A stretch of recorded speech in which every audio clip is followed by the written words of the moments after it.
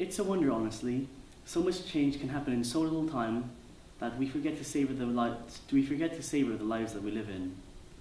The world continuously moves forward around us, but we're too busy to notice, blinded by the stress of arguments, homework, decisions on how we're meant to carry both our PE kits and ingredients for cooking on the same day. It's good to stop and think once in a while.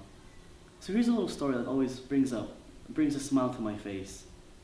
When prodded to talk about something that I was proud of, I'm still proud of actually, a little tale quickly pops its way into my head about little 4-year-old me and the time I spent in the Philippines, my origin story, if you will. It was almost always raining when the season came about. An important detail to keep in mind is that when it rained. No drizzles, no light showers, not even a tiny splash was acceptable. Oh no. Imagine the classic Mentos and Diet Coke scenario. You'd be soaked through before you could even say the first syllable of most profanities. Not so wow words. But little old me couldn't care less. My mother always told me this story whenever we'd find time to hang out, how I'd instantly start jumping about at the first signs of that pitter-patter of water on the corrugated iron roof of our house. For those of you who know me for being a little weird at times, this weird now is just a super watered-down version of the weird from me before.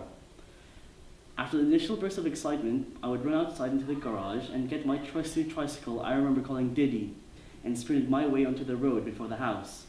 Now, don't think my parents mad for letting me out onto the road with very little supervision. It's well justified. Our house is basically so far out that most vehicles coming through needed to leave to the main city, and no one went out when it drizzled.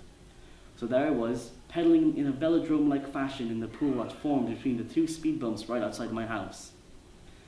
But that wasn't enough, no. What makes me so proud of myself was that for minutes, maybe hours at a time, I'd take off whatever top I had on and flail it around in the air like a flag while my bare torsoed self yelled at the top of my lungs like a Viking out for blood. Always leading to some serious questioning from my sanity from my parents' neighbors. And this cycle repeated. I never tired of it, and my enthusiasm for rain as prominent as ever in the remaining 2 years I spent in the Philippines. It may not amount to much, but it's these little moments that keep us going, making us say just a little bit more whenever we struggle with something. I've always lived by that story like some metaphor.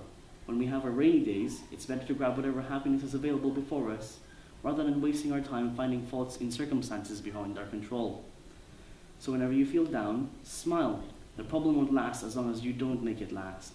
What I'm truly proud of in myself, and what most of you should be proud of too, is that despite so many problems, we're all still standing.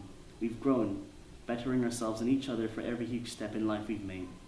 Thank you for listening.